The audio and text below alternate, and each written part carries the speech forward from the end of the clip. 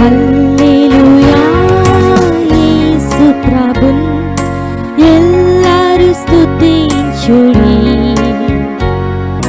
వల్లభుని చర్యలను తిలకించి స్తుతించుడి. Praise the lord. దేవునికి స్తోత్రము కలుగును గాక.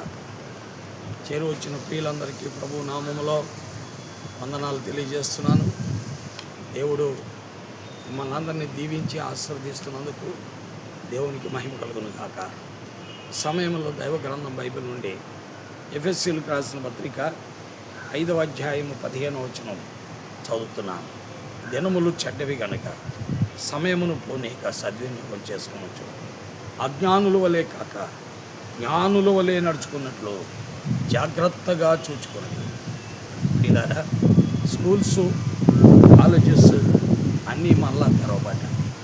విద్యార్థులు కొత్త క్లాసుల్లోకి వెళ్ళారు. అలాగే చాలామంది 10th క్లాస్కి వచ్చారు, మరికొంతమంది జూనియర్ ఇంటర్కి వచ్చారు, మరికొంతమంది సీనియర్ ఇంటర్కి వచ్చారు, మరికొంతమంది ఇంటర్మీడియట్ ముగించి ఫర్దర్ స్టడీస్ కొరకై ఎదురు చూస్తున్నారు.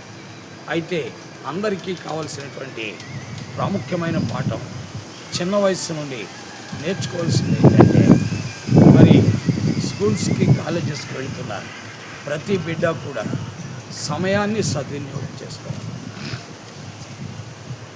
స్కూల్లో టీచర్స్ మనకు చెప్పే ప్రతి పాఠాన్ని జాగ్రత్తగా వినాలి. అలాగే ఇవ్వబడిన హోంవర్క్ చక్కగా చేయాలి. అలాగే శ్రద్ధతో కష్టపడి చదవాలి.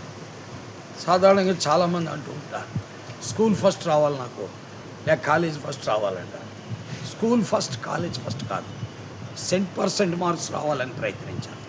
అంటే 100కి 100 పాళ్ళు, అంటే ప్రతి సబ్జెక్టులో 100కు 100, 100% మార్క్స్ రావాలి. దాని కొరకే ప్రయత్నం చేయాలి. దాని కొరకు ప్రయత్నం చేయాలంటే ఏం చేయాలి? సమయాన్ని సద్వినియోగం చేసుకోవాలి.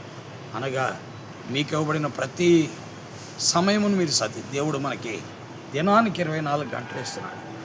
24 గంటల్లో దాదాపు ఒక 5 గంటల స్కూల్లోనే ఉంటారు, ఒక 7 గంటలు నిద్రపోతారు. అక్కడికి 12 గంటలు అయింది.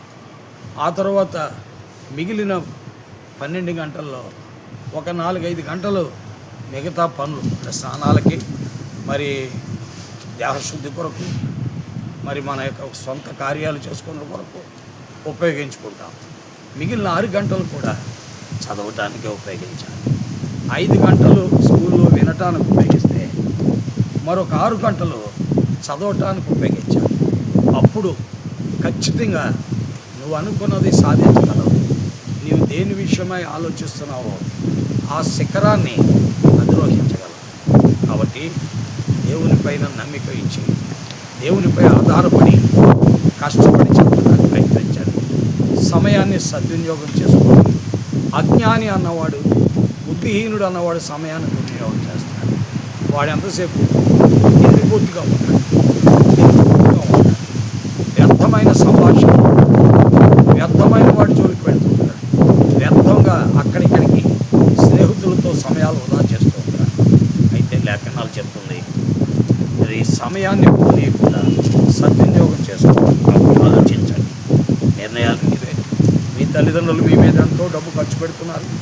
మీ తల్లిదండ్రులు కాలేజీల ఫీజులు, స్కూల్ ఫీజులు దాదాపు వేల కొలది డబ్బులు కడుతున్నారు. మరి ఇవన్నీ సద్వినియోగపరచబడాలంటే నీ పైన ఉంది. నీవు శ్రద్ధ వహించి చదవాలి. తద్వారా నీకు మేలు కలుగుతుంది. దేవుడి మాటలు నీకు అవగాహనలోనికి తెచ్చి, గ్రహింపులోనికి తెచ్చి, అర్థం చేసుకొని ప్రభువును వెంబడించేటట్లుగా పరిశుద్ధాత్మ దేవుడు సహాయము చేయనుగాక. ఆమేన్.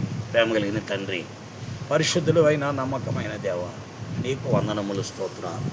ఈ దయ కలిగిన నామం పేరిట స్కూల్స్, కాలేజెస్ అన్నీ రీఓపెన్ అయ్యాయి. కాబట్టి బిడ్డలు వారి వారి కోర్సెస్లో, వారి వారి తరగతుల్లో కష్టపడి చదువుకునే అనుభవం వారికి దయచేయండి. వ్యర్థంగా మరి సమయాలు పాడు చేసుకుంటూ, స్నేహితులతో తిరుగుతూ, అక్కడిక్కడ వృధాగా సమయాన్ని వృధా చేస్తూ అల్లరితో కూడిన ఆటపాటల్లో ఉంటూ చదువు మీద సరైన కాన్సన్ట్రేషన్ లేకుండా నష్టపోయే పరిస్థితులు మీరే మహిమా ఘనత ప్రభావాలు మీ చేతులకు అప్పగించుకుంటూ విస్తారమైన ఈ గొప్ప విజయం యేసు క్రీస్తు వారి అత్యున్నతమైన నామములో స్తోత్రించి ప్రార్థిస్తున్నాను తండ్రి. ఆమేన్. దయచేలాడండి. దేవుడు మిమ్మల్ని దీవించి మీరు మీ బిడ్డలు కూడా ఆశీర్వదించుకున్నట్లు పరిశుద్ధాత్మ దేవుడు సహాయం చేయను. ఆమేన్. చంద్రులారాయిలా దేవుని స్తుతించుడి, హృదయమును వెలిగించిన యేసుని స్తుతించుడి. అగ్నివాడా గంటారా మీరు కర్తను స్తుతించుడి, హృదయ